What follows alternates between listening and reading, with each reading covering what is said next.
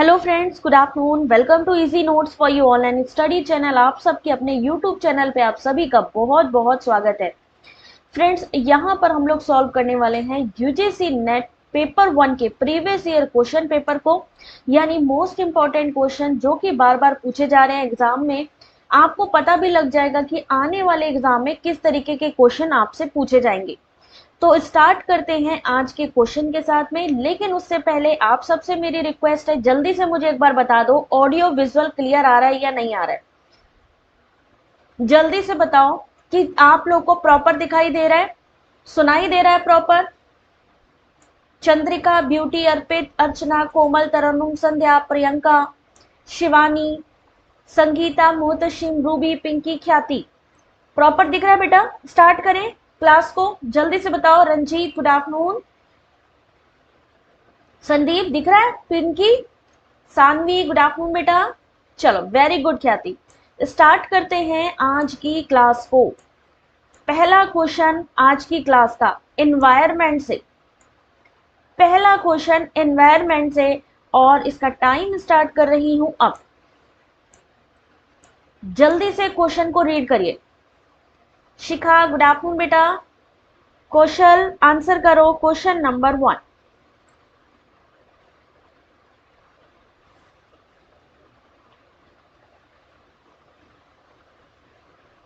Diesel वाहन से related यहां पर एनवायरमेंट का एक क्वेश्चन है आपके सामने।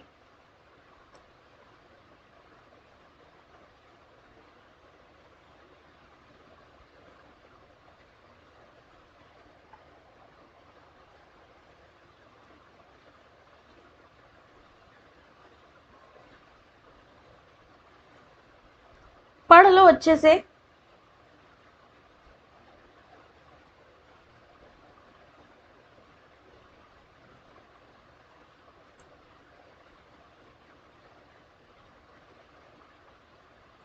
और इस क्वेश्चन का सही आंसर होगा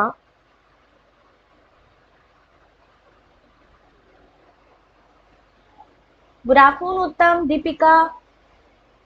क्वेश्चन नंबर 1 ध्यान से पढ़िए, यहां पे गलती नहीं होनी चाहिए आपसे। ऑप्शन नंबर 1 बिल्कुल सही है इस क्वेश्चन का, दोनों ही सही हैं। डीजल वाहन अत्यधिक मात्रा में नाइट्रोजन के ऑक्साइड और सूक्ष्म कण उत्सर्जित करते हैं। डीजल इंजन उच्च वायु ईंधन अनुपात वाले सांद्र मिश्रण से चलते हैं। क्वेश्चन नंबर 1 कि सी 1 होगा कि सी होगा? सबने आंसर 1 दिया, जबकि इसका सही आंसर है ऑप्शन नंबर सी। कैसे? डीजल वाहन अत्यधिक मात्रा में नाइट्रोजन ऑक्साइड और सूक्ष्म कण उत्सर्जित करते हैं, ये बात सही है। लेकिन जो स्टेटमेंट 2 था वो गलत है, क्योंकि डीजल इंजन उच्च वायु ईंधन वाले अनुपात वाले तनु मिश्रण से चलते हैं। ये वाला क्वेश्चन मैंने कल भी करवाया था आपको, ये वाला मैंने क्वेश्चन आपको कल भी करवाया था। क्वेश्चन नंबर 2 को देखिए। Question number 2, good afternoon Lalman, very good Sandeep. कल वाला क्वेश्चन था ये वाला। तो पीजीटी और नेट के लिए कौन से सब्जेक्ट की? सोशलॉजी की। चलो मैं बताती हूँ बेटा। काजल, योगेश्वरी, आंसर करिए। क्वेश्चन नंबर 2, निम्नलिखित ईंधनों को उनके दहन पर प्रति ऊर्जा प्राप्ति पर उत्सर्जित होने वाली कार्बन डाइऑक्साइड की मात्रा के संदर्भ में अवरोही में अवस्थित कीजिए।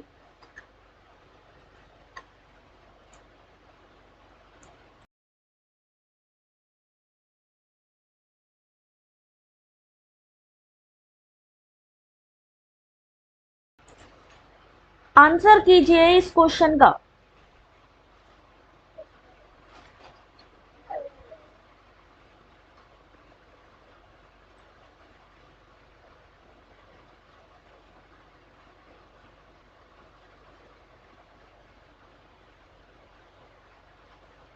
और इसका सही आंसर होगा,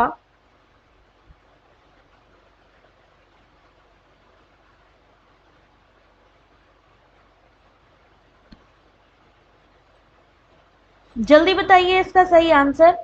Arrange the following fuels in decreasing order in terms of the amount of carbon dioxide emitted per unit of energy output from their combustion.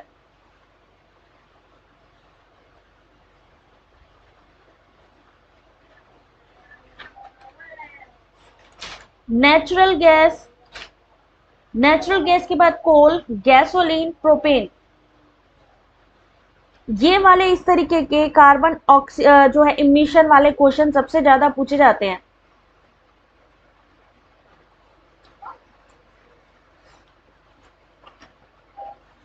क्या होगा इस क्वेश्चन का सही answer? Question number 2, option number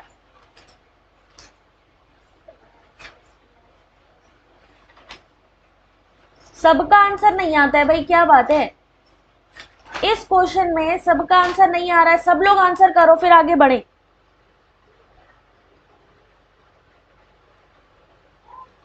इस question का सही answer क्या होगा? शिखा, ये वाले क्वेश्चन नहीं किए?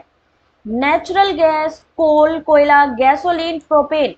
Question number 2 correct answer option number सी।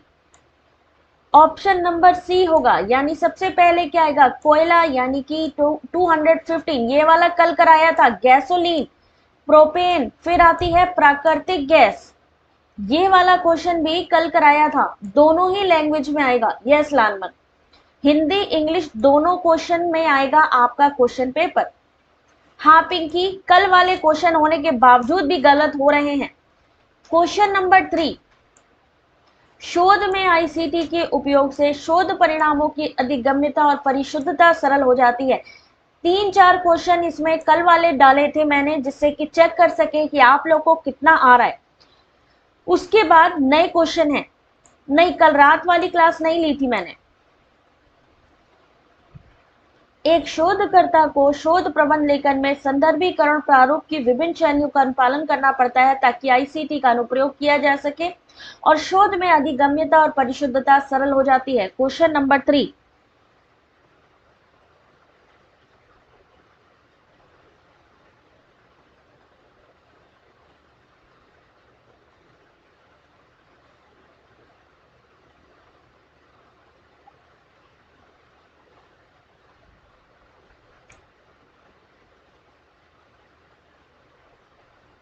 इस क्वेश्चन का सही आंसर होगा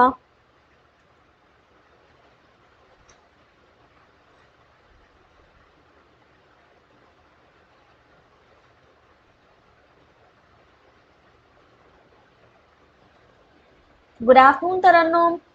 क्वेश्चन नंबर 3, चलिए देखते हैं इसका आंसर। ऑप्शन नंबर सी इसका सही आंसर होगा। क्या है? ए सही है लेकिन आर सही नहीं है। शोध में आईसीटी के उपयोग से शोध परिणामों की अधिगम्यता और परिशुद्धता सरल हो जाती है, ये सही है, लेकिन इसका जो रीजन दिया गया वो गलत है। कल की क्लास तुम लोगों ने ली नहीं थी क्या? कल की क्लास में तुम लोग थे नहीं क्या क्लास में? योगेश्वरी का सही है, बाकी सबका गलत है। कल की क्लास तुम लोगों ने अटेंड तो करी थी। ख्याति का सही है, आरती का सही है और योगेश्वरी का सही है। कल वाली क्लास नहीं ली थी क्या किसी ने? दोपहर वाली सानवी नहीं ली थी? चलो कोई बात नहीं। बाकी जिन्होंने ली थी, संदीप बेटा आपने तो ली थी क्लास, क्यों गलत हो रहे हैं? क्वेश्चन नंबर 4, जय श्री कृष्ण संध्या, आंसर करो इस क्वेश्चन का। परसेप्शन, इन्फ्रेंस, कंपैरिजन और वर्बल टेस्टिमोनी।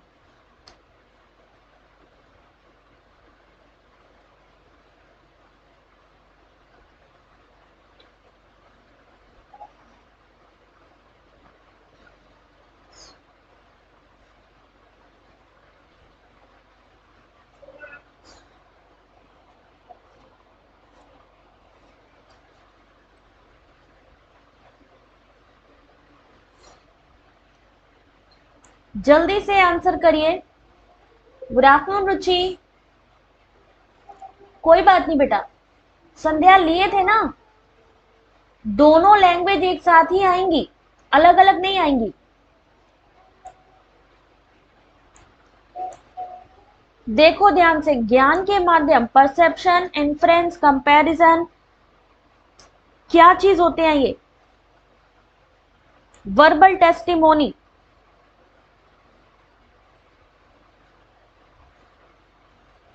अब इसके देखो ऑप्शन को,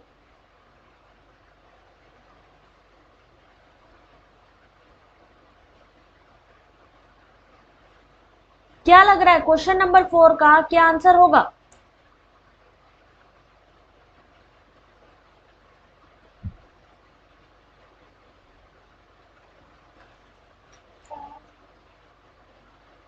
यही चीजें एग्जाम में आ जाती हैं।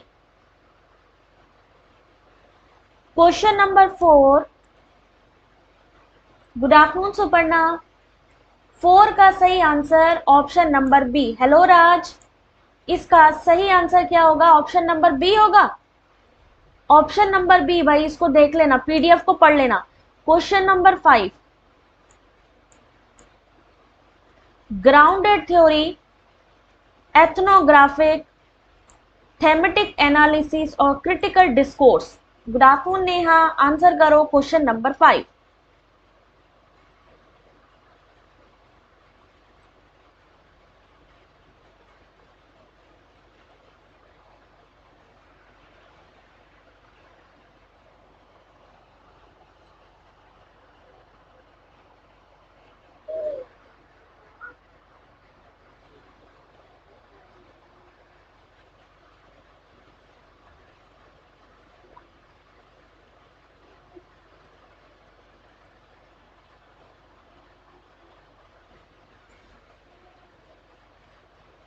सब लोग आंसर करो इसका।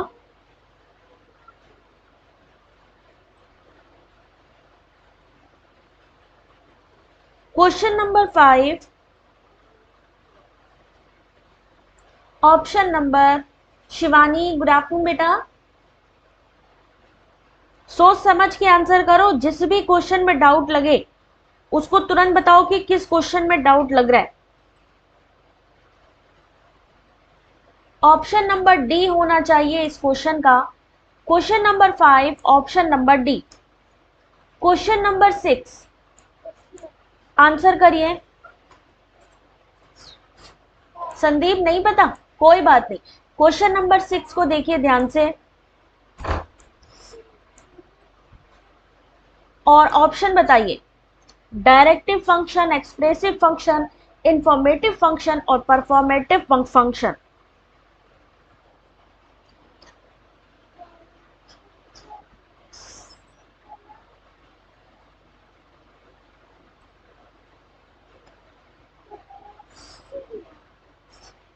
ऑप्शन को अच्छी तरीके से समझो।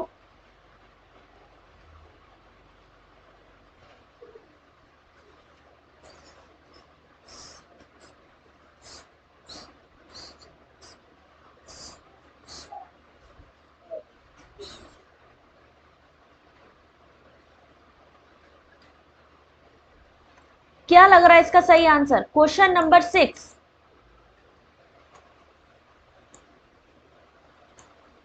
Good afternoon beauty. Question number 6,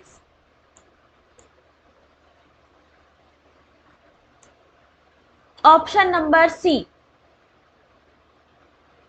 option number क्या होगा? सी होगा इसका सही आंसर, डायरेक्टिव फंक्शन। डायरेक्टिव का क्या मतलब होता है कि जब हम किसी को कोई निर्देश देते हैं कि खिड़की बंद कर दो, क्लोज द विंडो, यानी हमने उसको निर्देश दिया। डायरेक्टिव मतलब निर्देश देना। उसके बाद आता है एक्सप्रेसिव फंक्शन। एक्सप्रेसिव फंक्शन क्या होएगा? एक्सप्रेसिव सूचनात्मक, अगर कोई सूचना देनी है तो सी का 4 बिल्कुल सही है। परफॉर्मेंस की बात करें, परफॉर्मेंस फंक्शन, बाबू यहां पे हमें लग रहा है थोड़ा सा तुम लोगों ने गलत कर दिया है, क्योंकि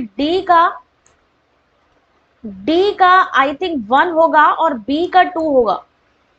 एक्सप्रेसिव, आई अपोलोजाइज। परफॉर्मेटिव में फंक्शन में आपका ये कैसे आएगा भाई?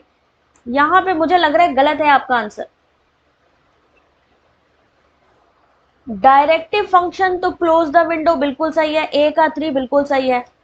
उसके बाद expressive function, I think B का ऑप्शन 2 होना चाहिए। क्वेश्चन नंबर 6 में क्या लग रहा है भाई? गुड आफ्टरनून शांति। यस, हिंदी इंग्लिश दोनों में बेटा मिक्स होगा। यहां पर मुझे लग रहा है कुछ ऑप्शंस गलत हैं, क्योंकि एक्सप्रेशन की अगर हम बात करें तो एक्सप्रेशन किसके हो सकते हैं? किसी पर्टिकुलर के हो सकते हैं, जैसे कि मैं क्षमा मांगता हूं, ये एक्सप्रेशन है आपके। और अगर हम परफॉर्मेटिव फंक्शन की बात करते हैं, परफॉर्मेंस कैसा हो सकता है? अच्छा हो सकता है या खराब हो सकता है? That's too bad. किसी का परफॉर्मेंस कैसा हो सकता है? अच्छा हो सकता है या बुरा हो सकता है? तो आई थिंक यहाँ पर जो ऑप्शन है कुछ गड़बड़ है, क्योंकि मेरे हिसाब से होना चाहिए ऑप्शन नंबर ए का सही आंसर ऑप्शन नंबर 3। अगर हम बात करें एक्सप्रेसिव का, तो एक्सप्रेशन यानी किसी से क्षमा मांगना, किसी से सॉरी कहना, क्या होता है? एक्सप्रेशन है आपका। इंफॉर्मेटिव फंक्शन, नेचुरल सी बात है कि किसी को सूचना देना, तो 4 सही है। लेकिन अगर हम बात करें डी की परफॉर्मेंस वाली बात, तो परफॉर्मेंस अच्छा हो सकता है या बुरा हो सकता है, तो ये इसका सही आंसर होना चाहिए अकॉर्डिंग टू मी, जैसा कि मुझे लग रहा है। ठीक है, इसलिए मुझे इसमें से ऑप्शन मेरे को नहीं लग रहा है इसी में किसमें कोई ऑप्शन भी है इसका। क्वेश्चन नंबर 7, क्योंकि परफॉर्मेंस कैसा हो सकता है? परफॉर्मेटिव अगर फंक्शन कर रहे हैं तो परफॉर्मेंस या तो अच्छा होगा या बुरा होगा, उसमें सॉरी बोलने की तो कोई जरूरत ही नहीं है। वो तो एक आपकी पर्सनल आपकी जो है इंस्टिंग है।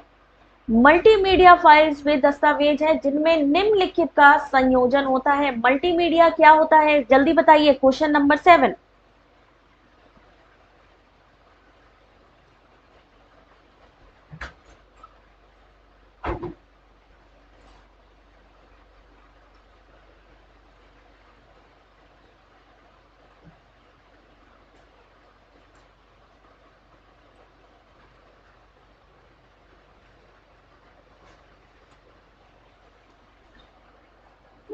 और इसका सही आंसर है ऑप्शन नंबर मल्टीमीडिया। जहां पर क्या चीजें आती हैं आपकी? जहां आपका टेक्स्ट भी आता है, जहां आपका फोटोग्राफ भी आता है, जहां वीडियो आता है। कंप्यूटर क्या चीज होती है? कंप्यूटर एक हार्डवेयर है। कंप्यूटर बेटा हार्डवेयर है। मल्टीमीडिया फाइल में क्या आता है? टेक्स्ट आता है, आपका फोटोग्राफ आता है, आपकी वीडियो फाइल आती है, ऑडियो आती है। लेकिन कंप्यूटर क्या है? एक हार्डवेयर कंपोनेंट है, इसलिए ये एक मशीन है। तो ये अलग हो जाएगा, यानी ऑप्शन नंबर बी। बाकी के सारे ऑप्शन सही हैं। Question number 7। Question number 8,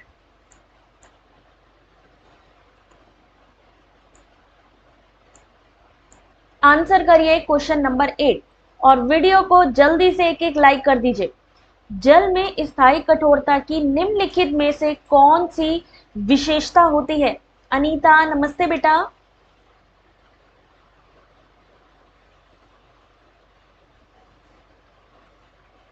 UGC net का ये लेटेस्ट पैटर्न है। अगर आप 2022 का एग्जाम देने जा रहे हो तो ये चीजें याद रखिए कि इस तरीके के एनवायरनमेंट 3-4 यूनिट जो मैंने बताई हैं आपको, एनवायरनमेंट, हायर एजुकेशन, आईसीटी और कम्युनिकेशन, ये 4 ऐसी फील्ड हैं, ऐसी यूनिट्स हैं जिससे कंटिन्यू क्वेश्चंस आते हैं। मीना अच्छी हूँ बेटा, आप कैसे हो? क्वेश्चन नंबर 8 और इसका सही आंसर होगा, रमेश के आंसर होगा बेटा इसका। चंद्रिका,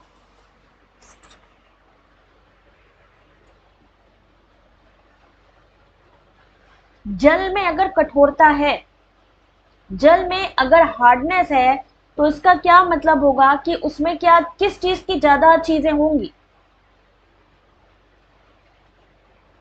प्रणाम पल्लवी। चलिए देखते हैं इसका सही आंसर। अगर हमारे पानी में हार्डनेस रहती है, क्या रहती है? हार्डनेस रहती है। इट मीन्स कि कैल्शियम और मैग्नीशियम सल्फेट की विद्यमानता है उसमें। साथ ही presence of chloride and calcium magnesium, यानी कि कैल्शियम और मैग्नीशियम के क्लोराइड की भी विद्यमानता है। Correct answer option number D, जो कि सबसे पहले दिया ख्याति ने। Very good Meena. सब थ्योरी बेटा हम पढ़ा चुके हैं, अभी रिसेंटली मैंने क्लासेस कंप्लीट की हैं, थ्योरी से रिलेटेड। तो अगर आप चाहते हो कि जो लेक्चर्स हमने प्रीवियस किए हैं उनकी पीडीएफ और लेक्चर वीडियो, तो आपको हमारी वेबसाइट पर बेटा चेक करना होगा, ठीक है। पूरे आपको पीडीएफ भी मिल जाएंगे और वीडियो भी मिल जाएंगे। अभी अभी हमने पूरा उसका यूनिट 1 को कंप्लीट कराया है। जितेन, अनुप्रिया, आंसर करो इस क्वेश्चन को, क्वेश्चन नंबर 9। खतरनाक अपशिष्ट को अभिलक्षित करने के लिए कौन सी विशेषताओं पर विचार किया जाता है? Question number 9।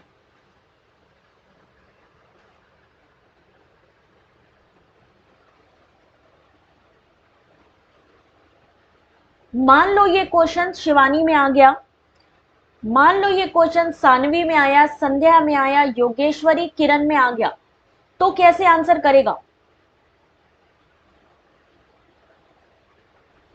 मीना, सारे यूनिट 10 हो चुके हैं बेटा। इस समय सिर्फ हम लोग रिवीजन कर रहे हैं प्रीवियस ईयर क्वेश्चन पेपर की, और रात को होती है यूनिट वाइज एमसीक्यू की।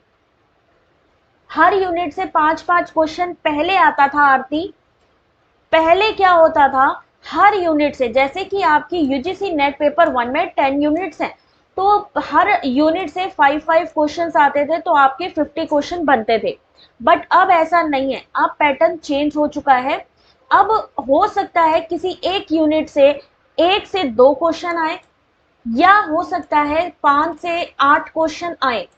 तो अब कोई गारंटी नहीं है कि आपको पर यूनिट 5 क्वेश्चंस ही मिलेंगे, क्योंकि लास्ट टाइम क्या हुआ था कि आपका जो रिसर्च और टीचिंग एप्टीट्यूड है वहां से सबसे कम क्वेश्चन पूछे गए थे।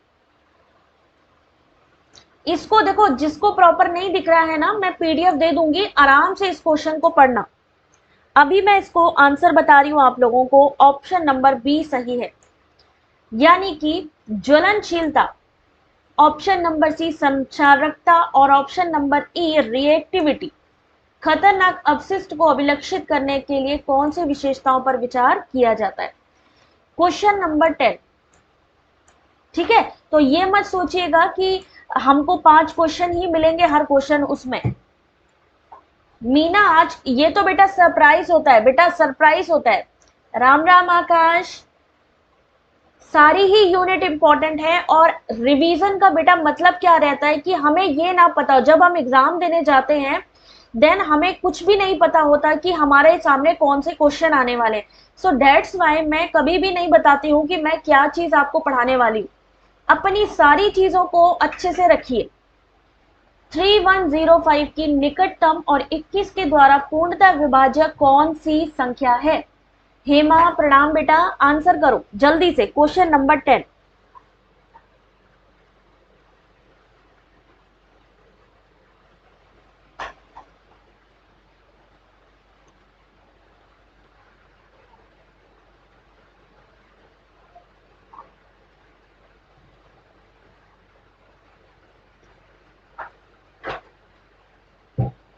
क्या आंसर आएगा इसका? अब आपको सिर्फ इसमें एक काम करना था, और वो काम ये था कि 21 से आपको भाग देना था, 21 से आपको डिवाइड करना था 3105 को। 3105 को डिवाइड करने के बाद जितना भी आपका रिमाइंडर बचेगा, 3105 लिखा है। इन्होंने कहा कि इसकी निकटतम और 21 के द्वारा पूर्णतः विभाज्य संख्या कौन सी है। तो पहले आप देखिए, 21 से इसको डिवाइड करने की कोशिश करिए।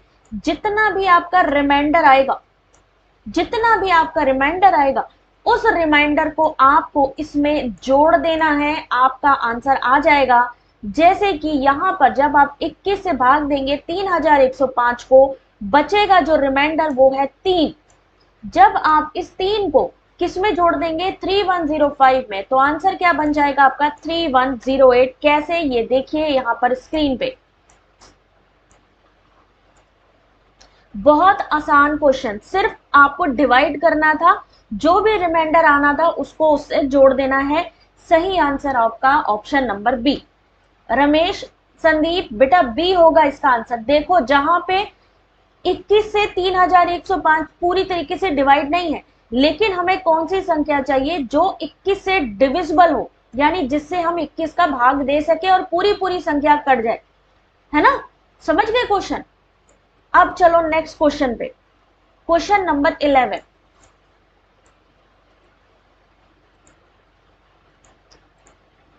यस शिवानी, ख्याति आ गया समझ में, वेरी गुड बेटा।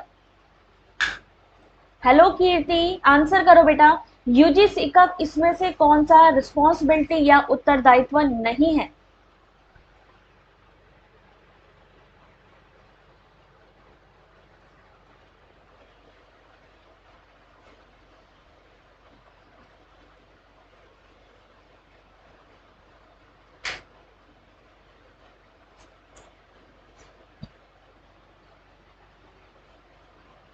क्वेश्चन को पढ़ के आंसर करो। वेरी गुड संध्या। ऐसे ही समझ में आएगा जब आप डेली बेसिस पे चीजों को समझोगे।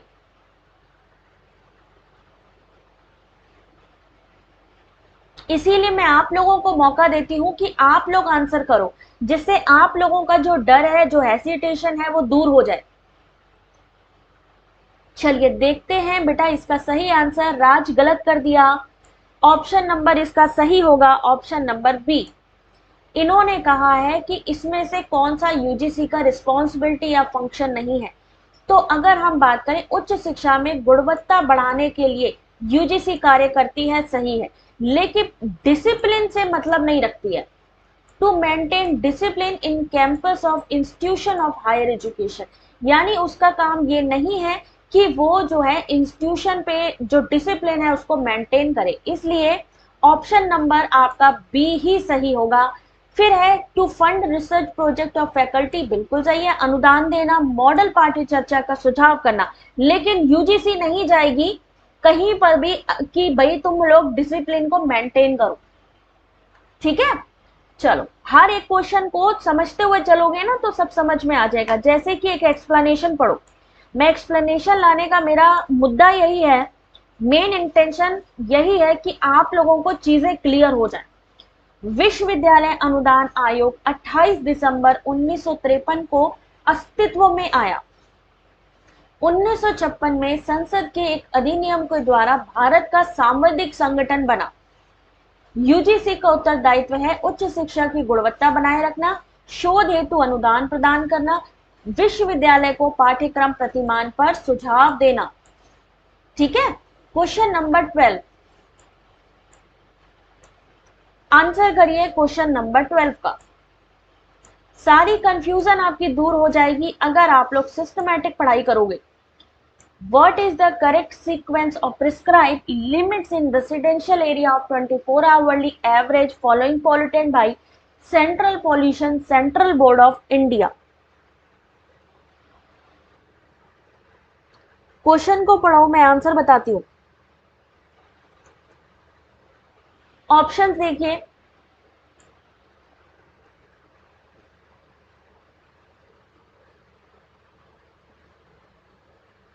और जो क्लास नहीं ले रहे हैं ना उनको बाद में मेरी बात समझ में आएगी, अभी समझ में नहीं आ रही उनको मेरी बात।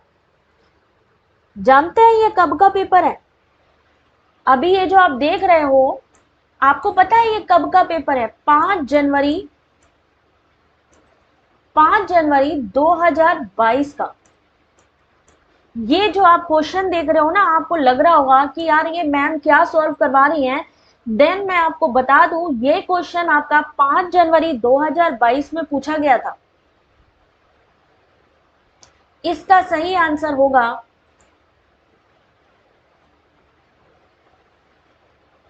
शिवानी का आंसर सही है, बाकी सबका गलत है। ऑप्शन नंबर डी होगा इसका सही आंसर। ऑप्शन नंबर डी, यानी सबसे ज्यादा क्या है? अगर हम बात करें आवासीय क्षेत्रों में 24 घंटे के आधार पर निकाले गए औसत हेतु निर्धारित सीमाओं का सही क्रम, PM10 सबसे ज्यादा, SOX उससे कम, PM2.5 और PV।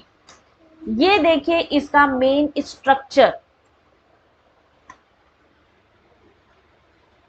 वेरी गुड शिवानी, कल रात की क्लास नहीं ली थी बेटा, कल थोड़ा सिस्टम में एरर आ रहा था तो कल की क्लास नहीं ली थी। अब देखो यहाँ पे कैटेगरी की रेंज, यहां पर सबका एवरेज दिया हुआ है। देखिए एयर क्वालिटी इंडेक्स रिपोर्ट, ये आपने पढ़नी है क्योंकि यहां से आपका क्वेश्चन आया है 5 जनवरी 2022 में, यानी इसी साल की बात है। ये डी आंसर होगा इस क्वेश्चन का। PM10 24 आवर कब तक रहती है? गुड, सेटिस्फैक्ट्री, मॉडरेट, पुअर, है ना। और उसके बाद कैसी होती जाती है, कलर कैसा होता है इनका। अगर हमें बताना है कि वेरी पुअर है तो वो रेड में डिनोट किया जाएगा, सेवियर है यानी मैरून में डिसाइड किया जाएगा। अगर आपसे कहा जाए कि एयर क्वालिटी इंडेक्स में पुअर को कैसे डिनोट करेंगे तो ऑरेंज में, मॉडरेट को करेंगे येलो में, सेटिस्फैक्ट्री को करेंगे लाइट ग्रीन में और गुड को करेंगे डार्क ग्रीन में। देख रहे हो कैसा क्वेश्चन है। क्वेश्चन नंबर 30,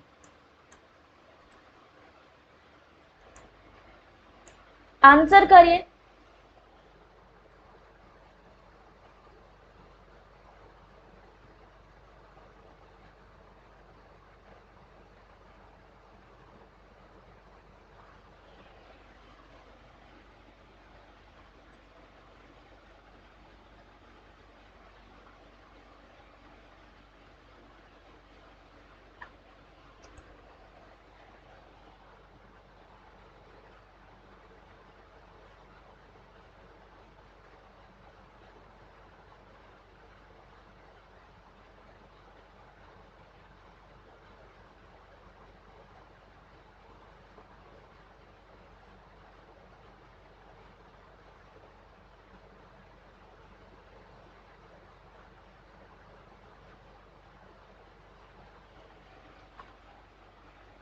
बुक में ऐसे क्वेश्चन दिए नहीं हैं और आपको बता दूं बुक से ये क्वेश्चन आते भी नहीं है।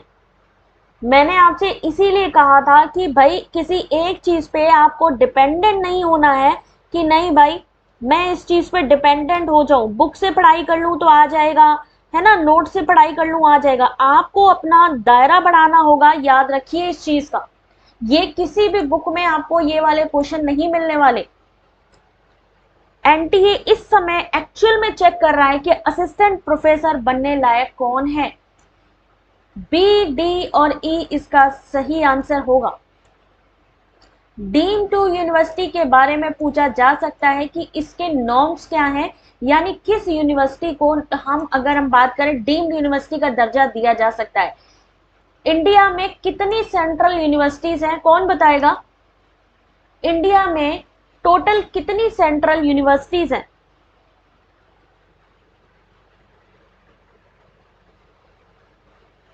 जल्दी बताओ बेटा, सेंट्रल यूनिवर्सिटीज कितनी हैं? अगर आपसे पूछा जाए कम्युनिटी यूनिवर्सिटीज कितनी है, very good Dharamjeet, Shivani. Research universities है कि नहीं है? प्राइवेट यूनिवर्सिटी, सेंट्रल यूनिवर्सिटी, बच्चे ये सब चीजें आपकी पूछी जाएंगी एग्जाम में।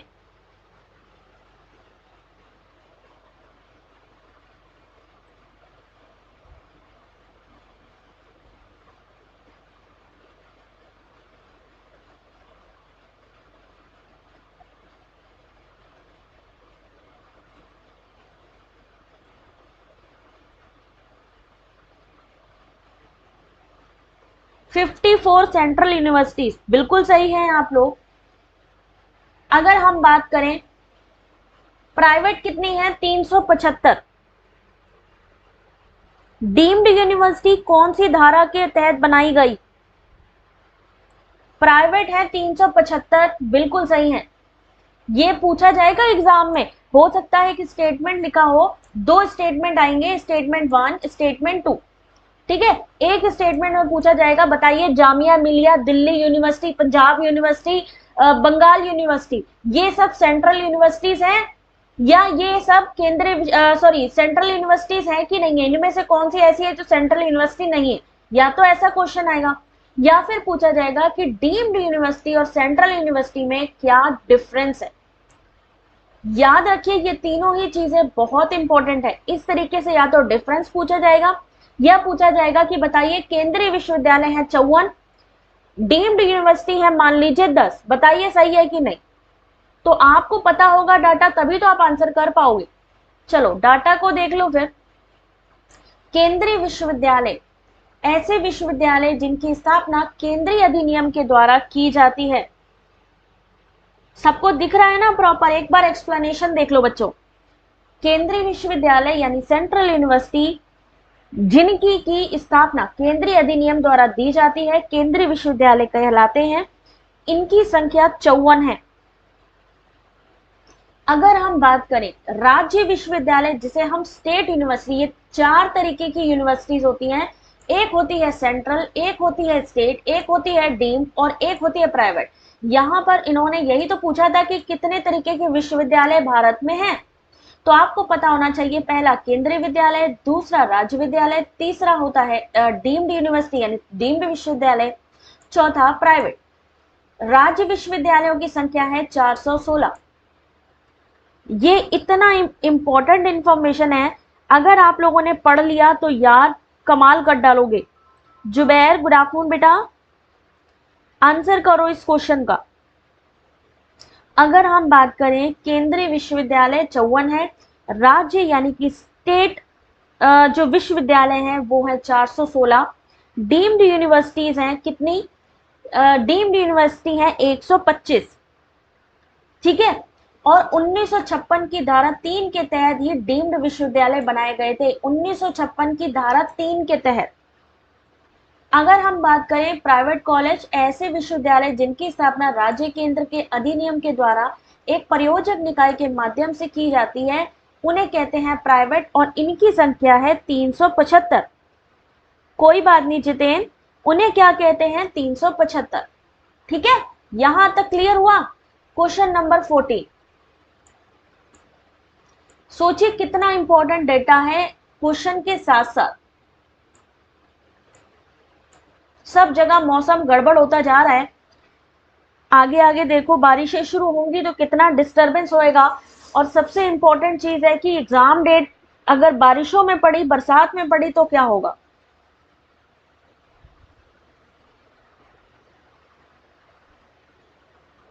असंगत चरों को नियंत्रित करने के लिए कौन सी तकनीकों का प्रयोग किया जाता है? बरसात में तो यही नहीं पता चलता है कि दिन कब हो गया, रात कब हो गई। तो पढ़ लो, जो यही टाइम है जो पढ़ने वाला टाइम है।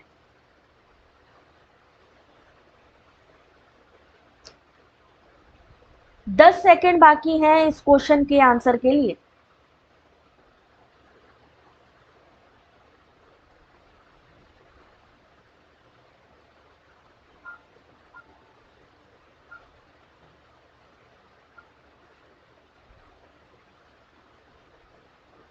और इसका सही आंसर होगा option number B. B answer आपने जो दिया है वो बिल्कुल सही है। इसका सही आंसर ऑप्शन नंबर बी। ठीक है, बी, सी और D. Which of the following technique are used to control extraneous variable in research? Option number B, randomization. Option number C, matching. Option number D, removing variables. I think ये क्या, I think ये वाला मैंने गलत explanation डाल दिया इसमें, तो इसको इग्नोर कर देना। ठीक है, ये गलत एक्सप्लेनेशन है तो इसको मैं हाईलाइट करी हूं, इसको मत करना। ठीक है, क्वेश्चन नंबर 15 ये वाला इसका दे दिया मैंने उसमें। इसका एक्सप्लेनेशन इसके पहले वाले क्वेश्चन यानी क्वेश्चन नंबर 14 में दिया हुआ है। अर्धचालक के रूप में फोटोवोल्टिक सेल्स में प्रायः प्रयुक्त होने वाले बहुक्रिस्टलाइन सिलिकॉन क्या है?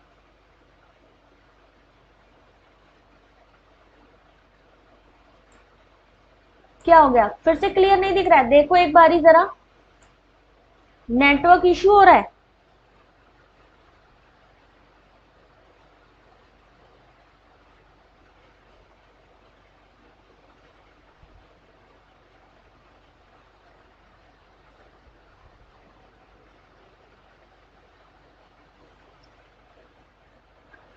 Question number 15। और सोचिए, जो लोग क्लासेस नहीं ले रहे हैं, जिनको ये लग रहा है कि यार मैं एंड टाइम पर जा करके एकदम मतलब एनटीए वाले मुझे ही सेलेक्ट करने वाले हैं, तो उनके लिए जरा सा ये वाले क्वेश्चन को दिखा दीजिए कि देखिए ये क्वेश्चन एनवायरनमेंट के क्या आपको सच में तैयार है कि नहीं है।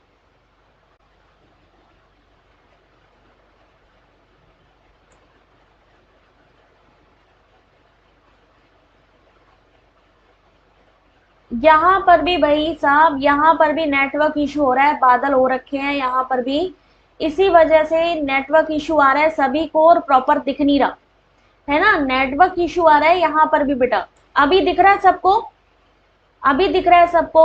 वंदना नोटिफिकेशन नहीं आ रहा बेटा, यूट्यूब में भी एरर आ रही है। अभी एक बारी कंफर्म करो जरा, सब जगह पे ही मौसम खराब है जिसकी वजह से इशू आ रहा है। अभी सबको प्रॉपर आ रहा है, दिख रहा है सबको, ऑल गुड, चलो वेरी गुड। इस क्वेश्चन का सही answer question number 15 option number ए होगा। सब जगह पे ही मौसम खराब हो रहा है, इसी वजह से थोड़ा सा नेटवर्क इशू सब में ही बना हुआ है। चलो ऑप्शन नंबर 1 होगा इस क्वेश्चन का सही आंसर। विभिन्न अभिविन्यास वाले भिन्न भिन्न क्रिस्टल्स, अभी क्लियर है ना।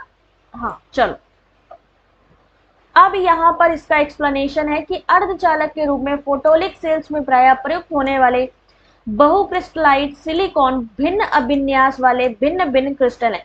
इसका यहाँ पे आंसर है पीछे वाले क्वेश्चन में, question number 16।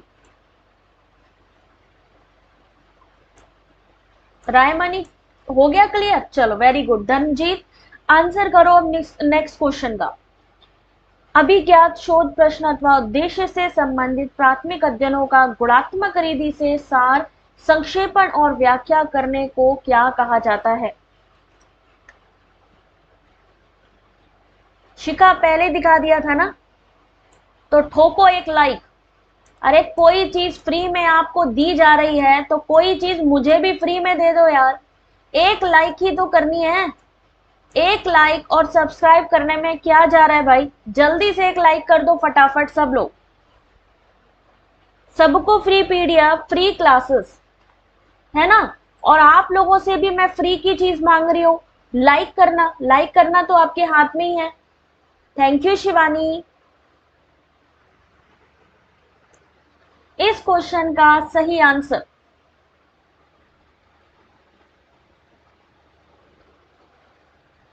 Thank you Sandhya. Gulzida option number C बिल्कुल सही है, उत्तम। दीपिका फिर से बेटा एक बार ध्यान से देखो। रायमनी ऑप्शन नंबर बेटा सी होगा, नरेटिव रिव्यू। अभिज्ञात शोध प्रश्न अथवा उद्देश्य से संबंधित प्राथमिक अध्ययनों का गुणात्मक रीति से सार संक्षेपण को व्याख्या करने को क्या कहा जाता है, नरेटिव रिव्यू। ठीक है, इसका एक्सप्लेनेशन एक बार पढ़ लेना। Question number 17।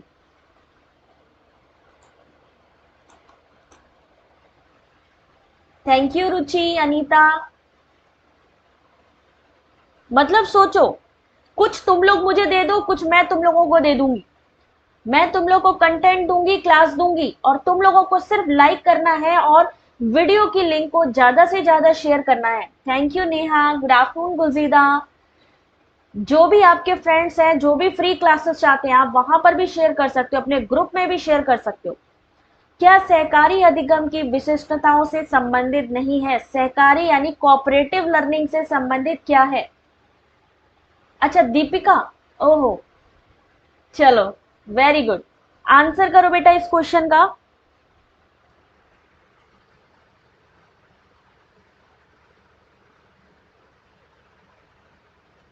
इसमें इतने ही ऑप्शंस हैं, इसमें इतने ही ऑप्शंस है बेटा। थैंक यू जागृति।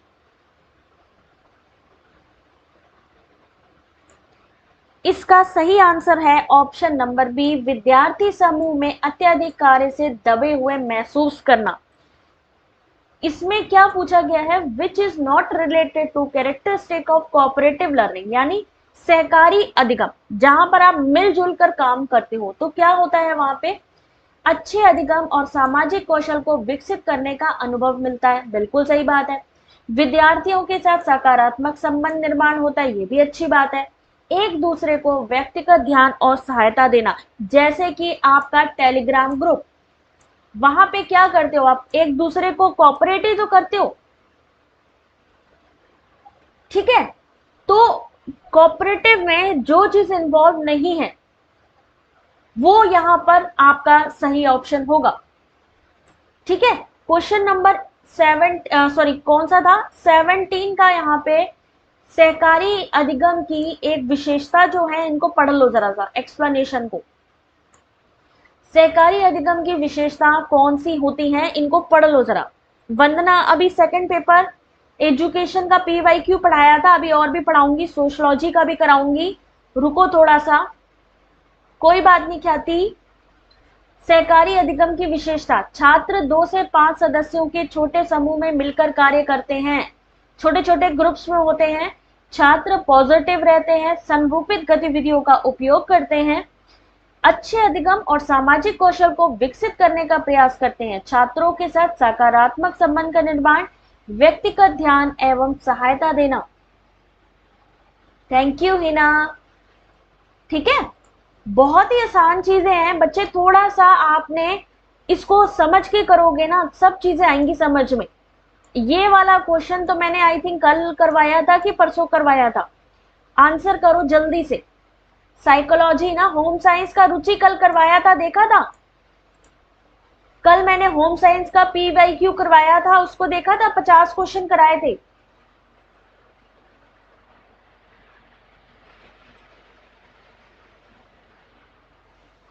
आंसर करो क्वेश्चन नंबर 18। ये वाला क्वेश्चन वैलिडिटी से क्वेश्चन आपका हर एग्जाम में आ रहा है। फेस वैलिडिटी क्या है, कॉन्करेंट क्या है, कॉन्स्ट्रक्ट क्या है और प्रेडिक्टिव क्या है।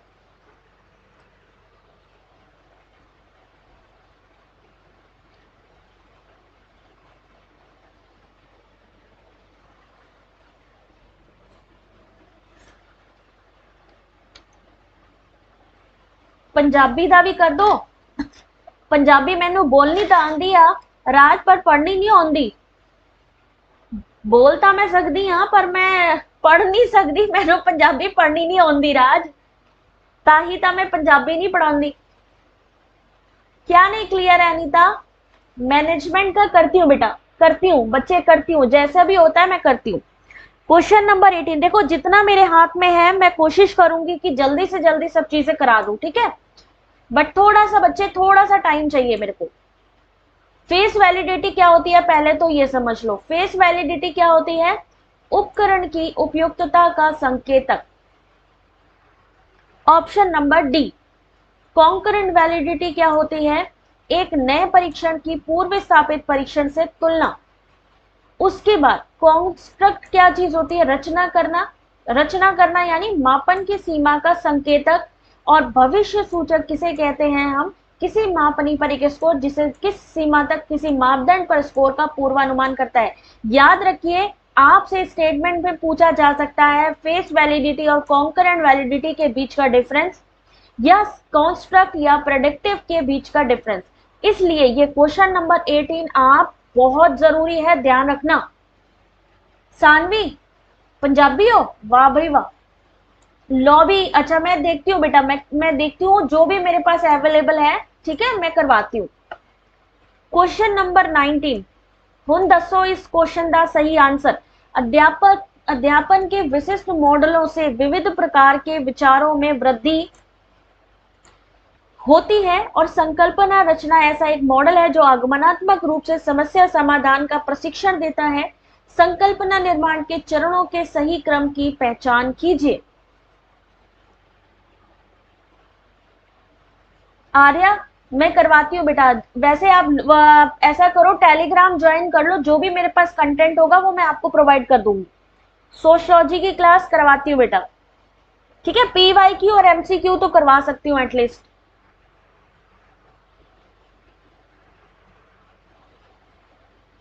संध्या गलत हो गया, अभी देखो इसका आंसर।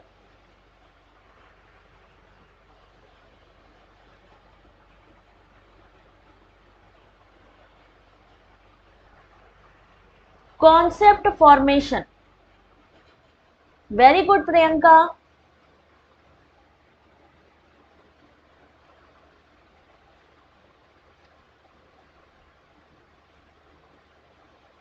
क्वेश्चन नंबर 19,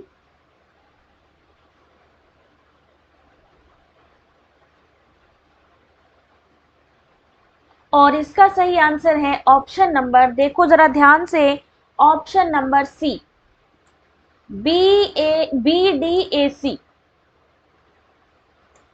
बी, विषय समस्या की पहचान करना, डी, विषय समस्या से संगत आंकड़ों की गणना करना, फिर आता है मदों को सदस्यों के समान गुणों की श्रेणियों में रखना, और ऑप्शन नंबर सी, श्रेणियों के लिए लेबल विकसित करना। अच्छा, ये वाला क्वेश्चन आपने कौन से बुक में पढ़ा था, कहां से आपने इसका आंसर किया?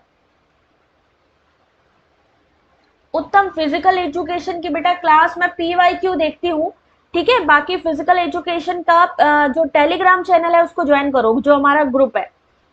ये बताओ, ये वाला क्वेश्चन आपने कहां से निकाला इसका आंसर, ये बताओ जरा, कहां पे पढ़ा हुआ ये वाला क्वेश्चन है? कहीं पढ़ा है ये वाला क्वेश्चन?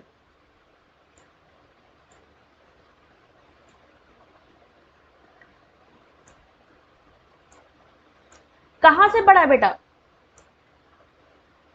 संध्या, तुक्का मारा है ना? आधे लोगों ने तो तुक्का मारा है, लेकिन कहीं भी नहीं।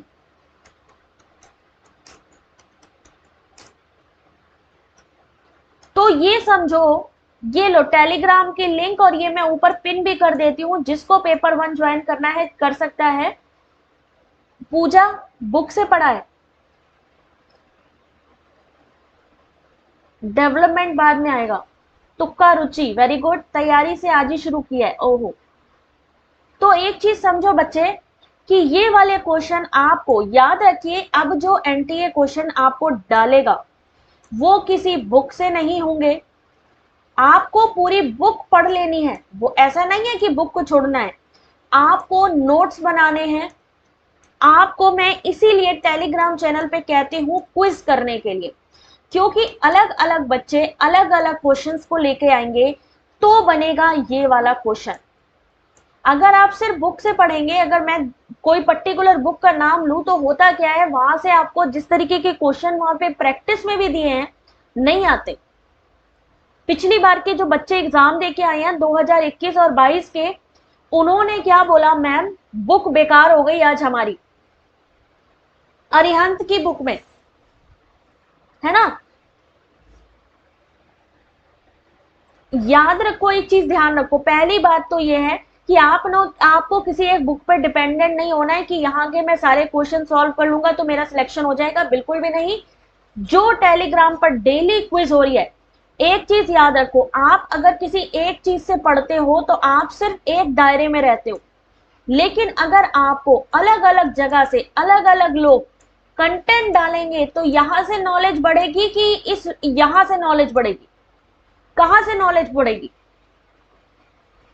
बुक से पेपर आता ही नहीं है, अब तो बिल्कुल भी नहीं आता है। रिसर्च मेथड बुक में है ना।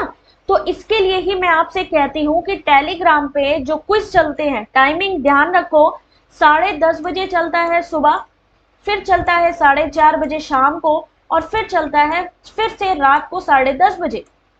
तो इस पे पार्टिसिपेट करो, है ना। बुक को पढ़ो, ये नहीं कह रहे हैं कि बुक को नहीं पढ़ो, नोट्स को नहीं पढ़ो, बिल्कुल पढ़ो, डेफिनेटली पढ़ो, लेकिन प्रैक्टिस करने के लिए जरूरी है आप लोगों को मिलकर तैयारी करनी होगी।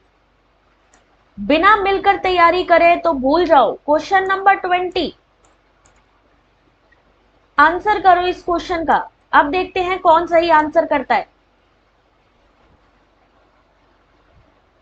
बिल्कुल समझ बनती है, अगर देखो कॉन्सेप्ट तो वही है, ऐसा नहीं है कि कॉन्सेप्ट चेंज हो जाएंगे, बट आपको अपने दिमाग का सबसे ज्यादा यूज करना है।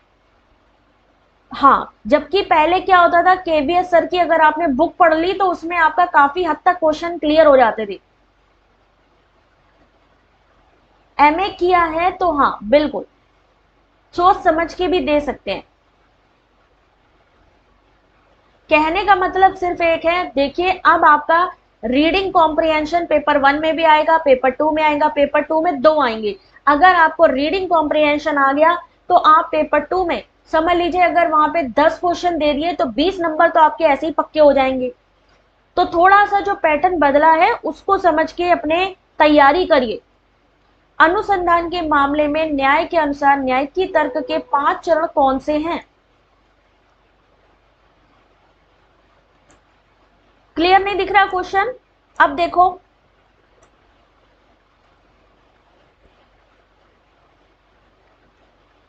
इंडियन लॉजिक के जो क्वेश्चन आपके 2020 में आए थे उसी से उठा उठा के इन्होंने इस बार डाले 21 में। तो आपने इंडियन लॉजिक 2019, 20 और 21 सबका पढ़ना है।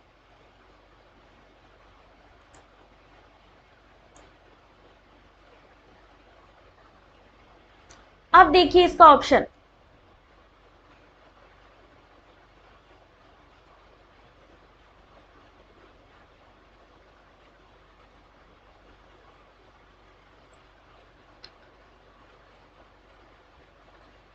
क्या होगा? ऑप्शन नंबर डी होगा इसका सही आंसर। सबसे पहले क्या आएगा? सबसे पहले आएगा द माउंटेन हैज फायर, पहाड़ी पर आग है। फिर आएगा बिकॉज ऑफ स्मोक, किसके कारण? धुएं के कारण। फिर होगा क्या आपका, जहां धुआं उठता है वहां आग होती है, जैसे कि उदाहरण, यानी स्टेप बाय स्टेप लगाना है यहां पे। फिर आएगा आपका रसोई घर की तरह पहाड़ पर आग के साथ धुआं भी है। और लास्ट में आएगा इसलिए पहाड़ी पर आग है। Option number D. पूरा क्वेश्चन देखो एक बार। जो आपके स्टेप है ना न्याय फिलोसॉफी में, आपके अनुमान के जो स्टेप हैं आपको वो लगाने हैं। यानी पहले क्या आता है, पहले क्या चीज आती है? एप्लीकेशन आती है, रीजन आता है ना? तो जो चीजें आती हैं उसके आधार पर ही आपको ये पूरा का पूरा स्टेप लगाने हैं। देख लीजिए क्वेश्चन, पहाड़ी पर आग है, धुएं के कारण धुआं उठता है वहां आग होती है। रसोई घर की तरह पहाड़ पर भी धुआं भी है, इसलिए पहाड़ पर आग है। Option number D. Question number 21। अब देखिए टीचिंग का ये question, teaching aptitude, model of teaching और उसके विकासक यानी कि जो जिन्होंने प्रपोज किया है वो है। आंसर करिए। डेवलपर, डीआई और आरसी की प्रैक्टिस, हाँ ठीक है। हाँ, संस्कृत में भी है ना ये टॉपिक, अभी देखो पूछा।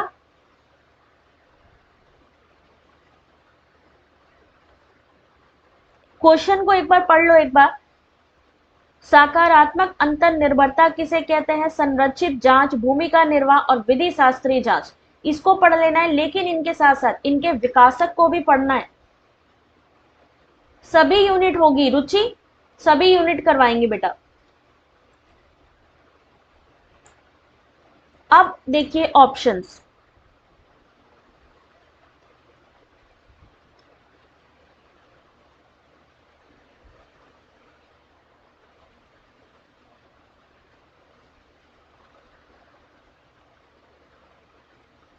ऑप्शंस देख लिए? चलिए देखिए इसका सही आंसर ऑप्शन नंबर बी होगा, यानी सकारात्मक आत्मनिर्भरता, पॉजिटिव इंटरडिपेंडेंस जाएगा डेविड जॉनसन को। स्ट्रक्चर्ड इंक्वायरी यानी संरचित जांच जाएगा रॉबर्ट स्लेवन। ये पूछा जा सकता है वापस से। रोल प्लेइंग किसने दिया है? फैनी शेफ्टल ने किया है। और जुरिस्प्रूडेंशियल इंक्वायरी यानी विधि शास्त्रीय जांच आपका डोनल ओलिवर और जेम्स शेवर। ये चीज कोई भी नहीं पढ़ा रहा है, कोई भी इस तरीके के क्वेश्चन को नहीं पढ़ा रहा है, इसलिए ध्यान से इन क्वेश्चन को पढ़िए क्योंकि इनमें से कुछ क्वेश्चन रिपीट हो सकते हैं। ठीक है, क्वेश्चन नंबर 22। अब देखिए मैथमेटिकल क्वेश्चन को इन्होंने कैसे दे दिया है, स्टेटमेंट में दे दिया। Question number 22 mathematical question. अगर आप सोच रहे हो कि आप एवरेज की गणना करके जाओगे और क्वेश्चन दिया जाएगा, तो बिल्कुल भी नहीं। अब आपके क्वेश्चन इस तरीके से आ रहे हैं, एक क्वेश्चन में दो क्वेश्चन। क्या था? By one get one free वाला हिसाब है। अब स्टेटमेंट पढ़िए, मीटर सेकंड में दी गई चाल को किलोमीटर घंटा में बदलने के लिए 5/18 से गुणा करते हैं। उसके बाद स्टेटमेंट 2, किलोमीटर घंटे में दी गई चाल को मीटर सेकंड में बदलने के लिए। अब बच्चे आपने सिर्फ इस चीज पे ध्यान देना है कि अगर हमें किसी संख्या को मीटर सेकंड में बदलना है तो किससे गुणा करना है। वंदना, थैंक यू बेटा। आज तोते उड़ गए। एक महीने में पूरी तैयारी कैसे हो सकती है रुचि? उसके लिए थोड़ा बेटा लगना होगा, थोड़ा सा लगना होगा, आप लोगों को मेहनत करनी होगी। जितने भी मेरी प्लेलिस्ट है उठा के उसको देख लीजिए, 2021 के सारे क्वेश्चन उठा करके वीडियो को लगा दीजिए और लगाने के बाद मेरी आवाज कर दीजिए म्यूट, मेरी आवाज सुनने की जरूरत नहीं है, और उन क्वेश्चन को सॉल्व करके देखिए। उल्टा लिखा है क्वेश्चन, वैशाली उल्टा लिखा है क्वेश्चन, क्योंकि मीटर सेकंड को अगर हमें घंटे में बदलना है तो हम 18/5 का गुणा करेंगे, और अगर हमें किलोमीटर घंटे को चाल को मीटर सेकंड में बदलना है तो 5/18 का करेंगे। बिल्कुल सही, दोनों ही आपस में इंटरचेंज किए गए हैं, इसलिए करेक्ट आंसर क्या होगा? बी होगा। बिल्कुल सही जा रहे हो भाई, क्या बात है, छा गए तुम लोग, बहुत बढ़िया। ये फॉर्मूले बच्चे याद रखना। क्वेश्चन नंबर 20, हाँ देख लो भाई, 18/5, 5/18, 23। एक्सप्लेनेशन भी इस पीडीएफ में है तो पढ़ लेना। आंसर करो 23 का। यस, यूनिट 1 यूनिट 5 से। आज तो तोते उड़ गए।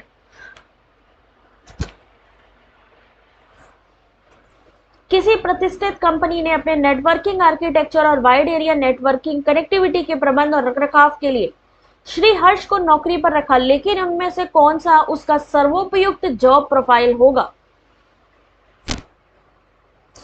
एक चीज समझो बच्चों, ज्यादा कुछ दिमाग लगाने की जरूरत नहीं है, आपने सिर्फ एक चीज देखना है कि एनटीए पता है क्या कर रहा है? एनटीए आपकी एक्चुअल नॉलेज को चेक कर रहा है। अब देखो यहां पर बहुत ही कॉमन चीज है, ऑलरेडी उसने क्वेश्चन में इसका आंसर दिया हुआ है, दिख रहा है आपने, आपको दिख रहा है? यहां पे उसने ऑलरेडी क्वेश्चन का आंसर क्वेश्चन में दिया हुआ है कि कंपनी ने अपनी नेटवर्किंग आर्किटेक्चर और वाइड एरिया कनेक्टिविटी के प्रबंध और रखरखाव के लिए किसकी नेटवर्किंग की बात करी गई है, क्वेश्चन में ही उसका आंसर है। तो यहाँ पे अगर हमें उसको रखना है तो किस में रखेंगे? नेचुरल सी बात है, नेटवर्किंग में रखेंगे। आपकी आईक्यू टेस्ट कर रहा है एनटीए, इसलिए घबराने की जरूरत नहीं है, दिमाग को खोल करके आंसर करना है। एक्सप्लेनेशन पढ़ लेना। क्वेश्चन नंबर 24, पहले क्या आता था? 1 2 4 8 के बाद बताइए क्या आएगा, लेकिन अब इन्होंने सीक्वेंस पूछा है कि अगर हम 1 2 4 8 के बाद में कितने पद आएंगे बीच में, सीक्वेंस बताना है। मतलब रीजनिंग को भी चेंज किया गया है, यहां पे सीक्वेंस का फॉर्मूला लगाइए।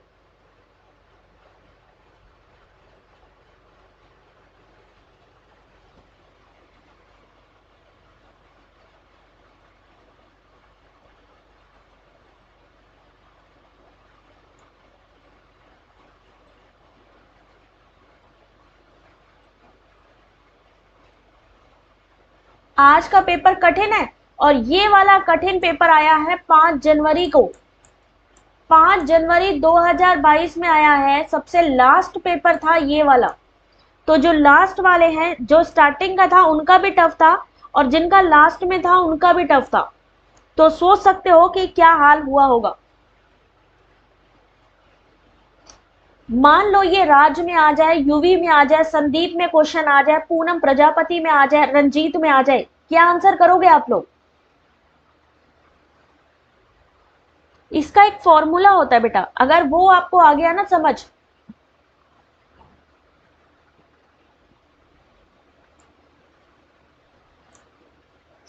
राधा कैसे निकाला बेटा आंसर? राधा मालवीय कैसे निकाला? चंद्रिका कैसे निकाला? देखो कैसे निकालेंगे, हर क्वेश्चन का एक्सप्लेनेशन यानी हर ताले की चाबी आपको मिलेगी यहां पे, यानी कि अब देखिए इस क्वेश्चन का आंसर। एक फॉर्मूला Tn इक्वल टू 1, 1 क्या लिखना है, जो पहला पद है। अब अगर फर्स्ट टर्म की बात करें तो यहां पे क्या है 1, तो फर्स्ट टर्म क्या लिखेंगे, ये रहा बेटा इसका फॉर्मूला। पहली बात तो इस फॉर्मूले को आपने सबने नोट कर लेना है, ठीक है। अब देखो जरा जूम करके समझ लो, अगर समझ लिया तो सोल्व कर लोगे आराम से। जब आपसे कहा जाए सीक्वेंस बताने के लिए Tn इक्वल टू ARn-1, पहला पद क्या है, a कहां लिखेंगे 1 की जगह पे, 1 पहला पद है यानी 1 लिख दिया, इंटू 2n-1 ARn-1, 4096 जो कि लास्ट की डिजिट थी, सबसे लास्ट पद, इक्वल टू 2n-1, निकालेंगे इसको कैसे, 2 की पावर क्या कर देंगे 12, 4096 की हम पावर निकालेंगे 2 में तो 12वीं, 2 की पावर 12, फिर 2n-1, n-1 इक्वल टू 12, तो 12 में एक को क्योंकि माइनस की संख्या है उसको प्लस कर देंगे तो क्या हो जाएगा 30।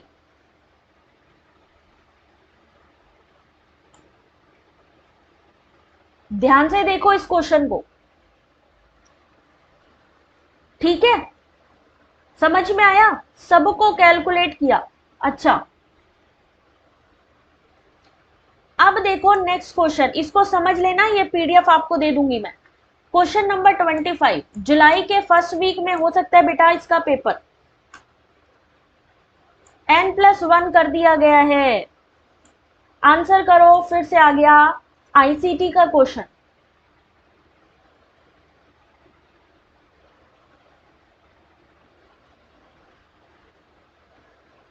आंसर करो इस क्वेश्चन को, इसीलिए तो कहते हैं कि भाई पढ़ के क्वेश्चन को अच्छे से आंसर करो।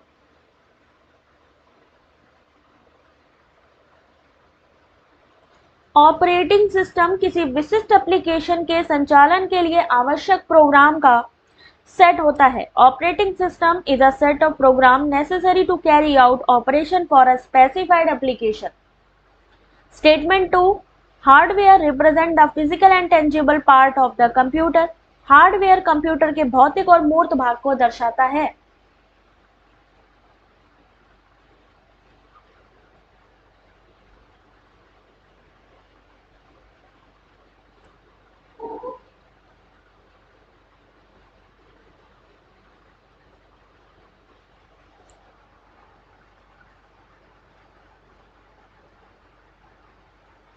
अब इसका सही आंसर देखिए क्या होगा, ऑप्शन नंबर डी होगा, और आप लोगों का जो ऑप्शन ए है वो गलत है। कैसे, अब इसको पढ़िए एक्सप्लेनेशन को। इन्होंने लिखा कि ऑपरेटिंग सिस्टम, सबका ही गलत हो गया, जागृति का सही हुआ है और शिवानी का सही हुआ है, मोतशीम का सही है, शिवानी का सही है, बाकी सबका गलत है, ठीक है। यहां पे करना क्या था कि ऑपरेटिंग सिस्टम, इन्होंने क्या कहा, विशिष्ट एप्लीकेशन के लिए, स्पेसिफाइड एप्लीकेशन के लिए, संचालन के लिए आवश्यक प्रोग्राम सेट होता है, जबकि वो सामान्य एप्लीकेशन के संचालन के लिए आवश्यक प्रोग्राम होता है, किसी स्पेसिफाइड के लिए नहीं होता है, सामान्य के लिए होता है। सो दैट्स व्हाई क्वेश्चन का आंसर ऑप्शन नंबर डी होगा। धड़धड़ा के सब गिर गए एकदम से, आम तोड़ने गए थे और हुआ क्या, अचानक माली आया और तुम लोग सबके सब गिर गए, वही वाला हाल हो गया। क्वेश्चन नंबर 26, आंसर करिए बच्चों। एक बात याद रखना, ये जो आपके 1 घंटे हैं जो आप अभी दे रहे हो, ये एक मिनट इतना कीमती है कि मैं आपको बता नहीं सकती। ये चीज हो सकता है ये क्वेश्चन पेपर में दोबारा ना कराऊं, ठीक है, या हो सकता है ऐसे जिस तरीके से हम लोग क्वेश्चन आप आराम से सॉल्व कर रहे हैं ये कोई ना कराए। तो ये जो मोमेंट है ना, बहुत ही दिमाग से, बहुत ही अच्छे से करो, फ्रीडम है इस समय आपके पास, है ना। बाकी अगर आप देखोगे ना, दूसरे लोग भड़बड़ भड़बड़ करके सारे क्वेश्चन सॉल्व कराएंगे, वो भी 10 से 15, और यहां 26वां क्वेश्चन चल रहा है। इसलिए जो अपॉर्चुनिटी है उसको अच्छे से समझ के सॉल्व करो। जूम मीटिंग क्या होती है ना, उसके बारे में भी करो। वंदना, रुचि फर्स्ट अटेम्प्ट है, थोड़ा क्लियर कर दें। 1 मिनट रुको बेटा, जरा सा ज्यादा ही जूम हो जाएगा। 1 मिनट। देखो, वेबिनार के माध्यम से मेजबान संगठन का वक्ता किसी भी स्थान पर बैठे दर्शक के साथ मल्टीमीडिया विषय वस्तु को साझा कर सकता है। सही है कि गलत है? बिल्कुल सही है। वेबिनार के माध्यम से वक्ता और प्रतिभागी किसी स्थान पर अवस्थित मल्टीमीडिया विषय वस्तु को साझा कर सकते हैं। ये सही है कि नहीं? नहीं, ये गलत है। दूसरा स्टेटमेंट गलत है और पहला स्टेटमेंट सही है। दैट्स वाई करेक्ट आंसर होगा ऑप्शन नंबर सी। क्यों होगा? अब एक्सप्लेनेशन पढ़ लो। सोचो, पढ़ने के साथ साथ हम सीख रहे हैं, ना सिर्फ पढ़ रहे हैं, हम सीख भी रहे हैं। वेबिनार के माध्यम से मेजबान संगठन का वक्ता किसी भी स्थान पर बैठे दर्शक के साथ मल्टीमीडिया विषय वस्तु को साझा कर सकता है, लेकिन इसके माध्यम से वक्ता और प्रतिभागी किसी स्थान पर मल्टीमीडिया विषय वस्तु को साझा नहीं कर सकते। इसलिए कथन 1 सही है और कथन 2 गलत है। ठीक है ना? हिंदी में कहीं पर भी आपको एक्सप्लेनेशन नहीं मिलता है, क्योंकि इंग्लिश में पढ़ाना आसान है और हिंदी में पढ़ाना बच्चे कठिन है। हिंदी का एक्सप्लेनेशन देना बहुत कठिन है। क्वेश्चन नंबर 27, इसलिए ज्यादातर आपको जो एजुकेटर मिलेंगे वो इंग्लिश में ही आपको एक्सप्लेन करेंगे, हिंदी में नहीं मिलता। आदि शंकर, भरत मुनि, पाणिनि और रामानुज, क्या होगा इसका सही आंसर?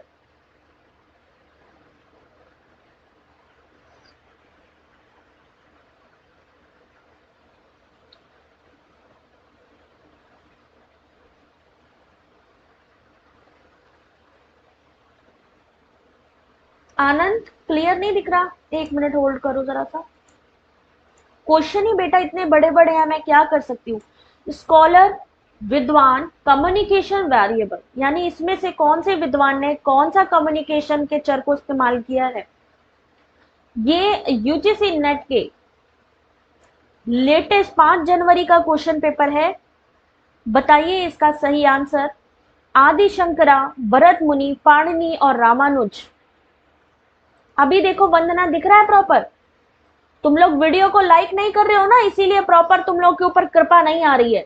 मैं समझ रही हूं क्यों नहीं तुम लोगों के ऊपर कृपा आ रही है। जल्दी से लाइक कर दो, कृपा आनी शुरू हो जाएगी। ठीक है, चलो आंसर करो।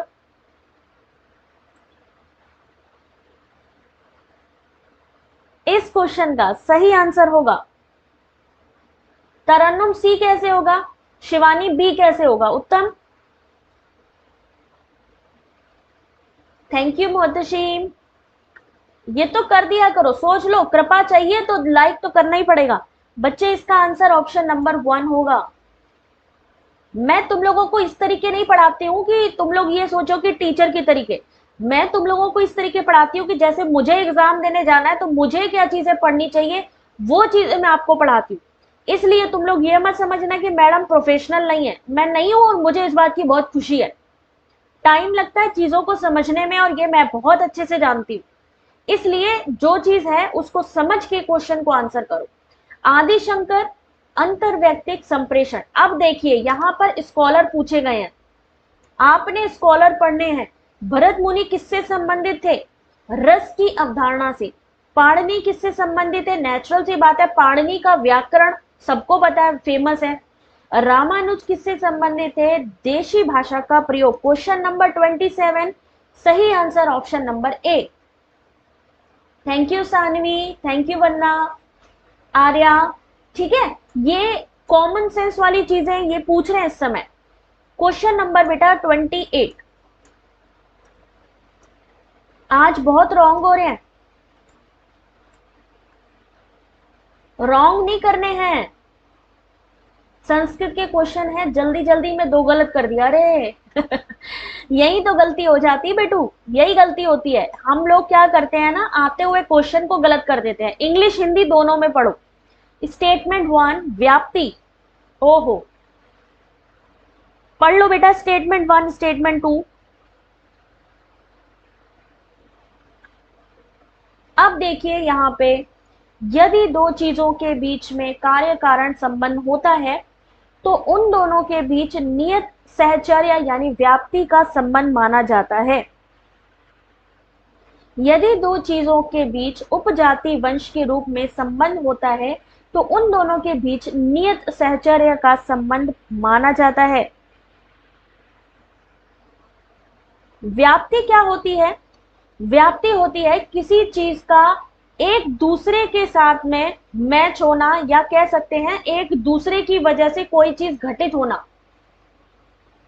कोई बात नहीं श्वेता, ठीक है। अब यहां पे समझो, व्याप्ति यानी किसी दो चीजों के बीच में संबंध होना ऑटोमेटिक। जैसे कि हमें पता है कि आग अगर है तो नेचुरल सी बात है कि वहां पे धुआं होगा। इन दोनों के बीच में क्या है? व्याप्त होना। हिंदी में क्या कहते हैं? व्याप्त होना, यानी इन दोनों के बीच में एक अलग सा रिलेशनशिप होना कि अगर आग होगी तो धुआं भी होगा। तो यदि दो चीजों के बीच कार्य, किसकी वजह से धुआं है? आग की वजह से, कारण भी है। कार्य क्या है? आग लगी है तो धुआं निकलेगा। कार्य कारण का संबंध होता है, ये सही है। दूसरा, यदि दो चीजों के बीच उपजाति वंश के रूप में संबंध होता है तो दोनों के बीच नियत सहचर्य का संबंध माना जाता है। बिल्कुल सही है। ये बहुत इंपॉर्टेंट है, ये क्वेश्चंस आपके फिर से पूछे जाएंगे। क्वेश्चन नंबर 28 का सही यहां पर देखिए, एक्सप्लेनेशन। यदि दो चीजों के बीच, एक्सप्लेनेशन को देखना बेटा, यदि दो चीजों के बीच कार्य कारण संबंध, वंदना अभी देखो बेटा, सब जगह बच्चे नेटवर्क इशू हो रखा है, इस वजह से है। अरे कोई बात नहीं श्वेता, टेंशन नहीं लो, सारी पीडीएफ उठा के पढ़ लो बच्चे, उसी से ही हो जाएगा। यदि दो चीजों के बीच कार्य कारण संबंध होता है तो उन दोनों के बीच नियत सहचर्य का संबंध माना जाता है, तथा यदि दो चीजों के बीच उपजाति वंश के रूप में संबंध होता है तो उन दोनों के बीच नियत सहचर्य का संबंध माना जाता है। इसलिए दोनों ही कथन सही हैं। ठीक है। क्वेश्चन नंबर 29, ओहो इसका तो बोनस इसका तो मुझे लग रहा है मैंने आंसर पहले ही बता दिया। 29 क्वेश्चन नंबर, हद हो गई यार, चलो कोई बात नहीं। आंसर करो जरा क्वेश्चन नंबर 29। 5 जनवरी को ये क्वेश्चन पूछा गया था।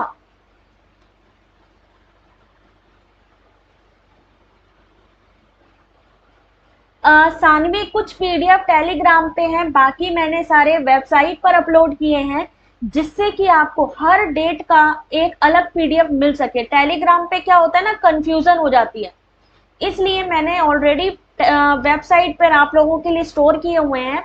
तो अभी मैं शेयर करूंगी क्लास के लास्ट में। इसका मान कितना होगा?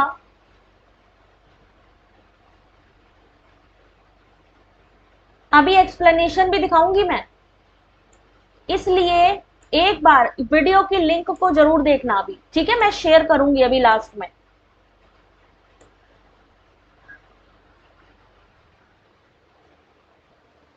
इसका एक्सप्लेनेशन इसकी पहले वाली शीट यानी यहां पर मिलेगा। अब देखो इसका आंसर।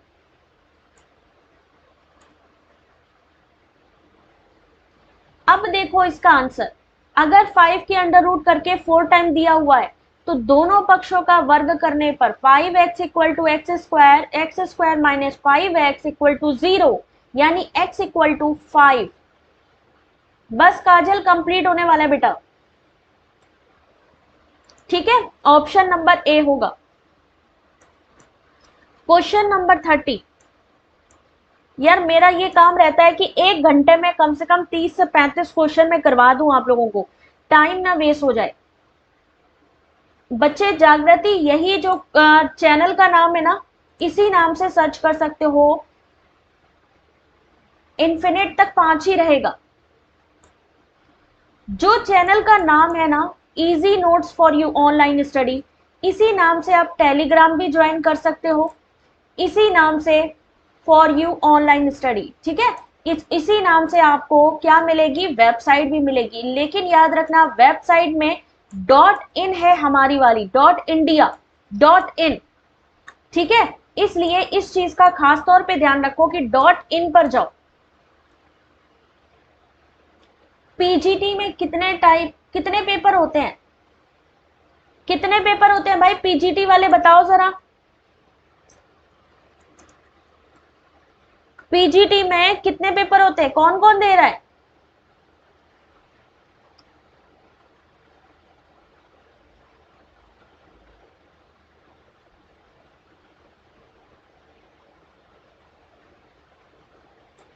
कौन कौन दे रहा है भाई, जल्दी से बताओ। Thank you Pooja. Subject wise होता है। टोटल कितने क्वेश्चन होते हैं शिवानी पीजीटी में? 2 पेपर होते हैं संध्या। तुम लोग टेलीग्राम पे बताना बेटा, ठीक है। एक होता है जिसको जो सब्जेक्ट हो उसका होता है। पूनम प्रजापति, एक ही होता है, एक पेपर होता है। चलो वेरी गुड। कल्पना गुड इवनिंग बेटा। चलो इसका आंसर देख लो पहले। 125 क्वेश्चन होते हैं, एक पेपर आता है जिसमें 125 क्वेश्चन होते हैं, जो कि आपका सब्जेक्टिव होता है, यानी जो आपका सब्जेक्ट है वो होता है, ठीक है। इस क्वेश्चन का सही answer option number B, the speaker personality, यानी वक्ता का व्यक्तित्व, वक्ता का व्यक्तित्व, संप्रेषण का यह मैं हूं, ये मैं हूं, ठीक है, ये मेरी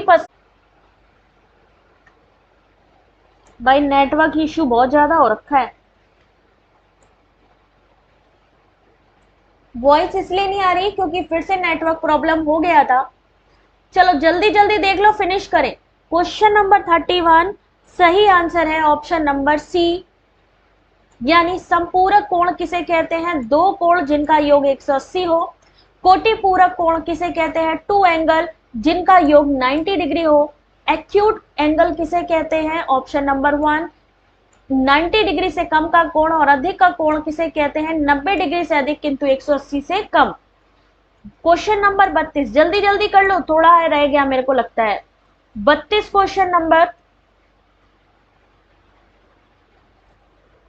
जल्दी से दिखा देती हूं इसका आंसर। क्वेश्चन नंबर 32 सही आंसर है ऑप्शन नंबर 1, दोनों ही सही है। एक्सप्लेनेशन पढ़ लेना। कक्षा में संप्रेषक सक्षमता ज्ञान से संबंधित होती है। संप्रेषण सक्षमता कक्षा के संदर्भ में अपेक्षित संप्रेषण करने के विकल्प प्रदान करती है। क्वेश्चन नंबर 32 हो गया भाई, क्वेश्चन नंबर 32 हो गया है। 32 क्वेश्चंस आज आपने सॉल्व किए हैं और आपने बताने हैं कि आपने कितने क्वेश्चन का आंसर किया है। और जानने से पहले वीडियो को लाइक शेयर एंड सब्सक्राइब जरूर कर दीजिए। और अब मैं शेयर करने जा रही हूं आपको, क्या शेयर करने जा रही हूं भाई? इसकी लिंक शेयर करने जा रही हूं, जहां पे आपको ये पीडीएफ मिलेगा। कल का भी रह गया था, तो कल का और अभी का दोनों पीडीएफ डालूंगी मैं, ठीक है। आज नेटवर्क इशू बहुत ज्यादा हो रखा है, तो मैं बिल्कुल टाइम नहीं वेस्ट करने वाली। ये लीजिए क्लास पीडीएफ डाउनलोड, और वीडियो के डिस्क्रिप्शन पर भी है ये लिंक, ठीक है। आई होप आप लोगों को मजा आया होगा। ये लीजिए क्लास पीडीएफ डाउनलोड कर लीजिए, लिंक आपको दे दी है।